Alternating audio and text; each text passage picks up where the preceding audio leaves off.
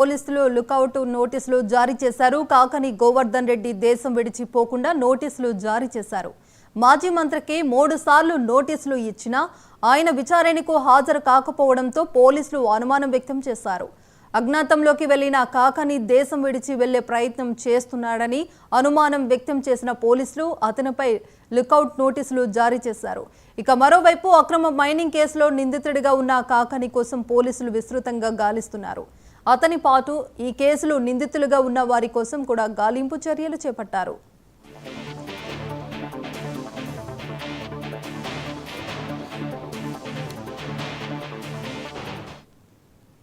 ఇక దీనికి సంబంధించి పూర్తి సమాచారం మా ప్రతినిధి మురళీకృష్ణ అందిస్తారు. మురళీకృష్ణ, పర్వీన్ అయితే ఎవరైతే మాజీ మంత్రి కాకాని గోవర్ధన్ రెడ్డికి సంబంధించినటువంటి కేసులో ఇప్పటికే చుక్కెదురైందని చెప్పుకోవచ్చు. హైకోర్టులో ఇప్పటికే ఆయన క్వాష్ పిటిషన్, అదేవిధంగా ముందస్తు బెయిల్కి అనుమతి కోరుతూ కూడా ఇటు హైకోర్టును ఆశ్రయించినటువంటి విషయం తెలిసిందే. దీనిపైన ఇటు హైకోర్టు కూడా నిన్న తీర్పు వెలువరం చేసింది. ఏదైతే ముందస్తు బెయిల్ ఇవ్వడం కుదరదని చెప్పి కేసు కూడా కొట్టివేసింది. మరోవైపు క్వాష్ పిటిషన్ ను దాదాపు 2 వారాలకు వాయిదా వేస్తూ కూడా తీర్పు ఇవ్వడంతో ఒక్కసారిగా ఈ కేసు రూపురేఖల మారాయని చెప్పుకోవచ్చు. ఏదైతే ప్రస్తుతం కాకాని కోసం పోలీసులు గాలింపు చర్యలు అయితే చేపట్టారు. ఇప్పటికే 2 సార్లు 3 సార్లు కూడా ఆయనకి నోటీసులు ఇచ్చారు. ఆ నోటీసులతో నెల్లూరులోని రూరల్ ఎమ్మెల్యే ఏదైతే రూరల్ డిఎస్పీ కార్యాలయానికి కూడా చేరుకొని ఇక్కడ విచారణకి హాజరు కావాలని కూడా ఒక ఆదేశాలు అయితే జారీ చేశారు. అయితే కాకాని గోవర్ధన్ రెడ్డి పోలీసులకు కానీ ఇటు ప్రజలకు కానీ అందుబాటులోకి రాలేదు.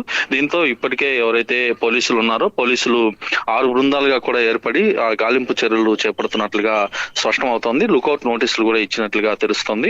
ఏదైతే బెంగళూరు, విజయవాడ, హైదరాబాదు, చెన్నై తో పాటు మరికొన్ని ప్రాంతాల్లో కూడా కాకాని గోవర్ధన్ రెడ్డి ఎక్కడ ఉన్నారనే దానిపైన కూడా విచారణ చేస్తూ అక్కడ గాలింపు చర్యలు కూడా చేపడుతున్నట్లుగా తెలుస్తోంది. అయితే ఇక్కడ ప్రధానమైనటువంటి అంశం ఏదైతే మైనింగ్ కి సంబంధించినటువంటి అంశం. గత ప్రభుత్వ హయాంలో నెల్లూరు జిల్లాలోని పొదలకూరు మండలం తాటిపత్తి వద్ద అక్రమంగా కూడా ఏదైతే వైట్ క్వార్జ్ను తరలించారనే కేసులో దాదాపు 10 మంది పైన పోలీసులు కేసులు నమోదు చేశారు. అందులో A4 ముద్దాయిగా కాకాని గోవర్ధన్ రెడ్డి పేరును కూడా యాడ్ చేయడం జరిగింది. దీంతో ఆయన్ని వరుసగా కూడా అరెస్టు చేస్తారనే ప్రచారం పెద్ద ఎత్తున జరిగినటువంటి నేపథ్యంలో ఈయన హైకోర్టును కూడా ఆశ్రయించారు.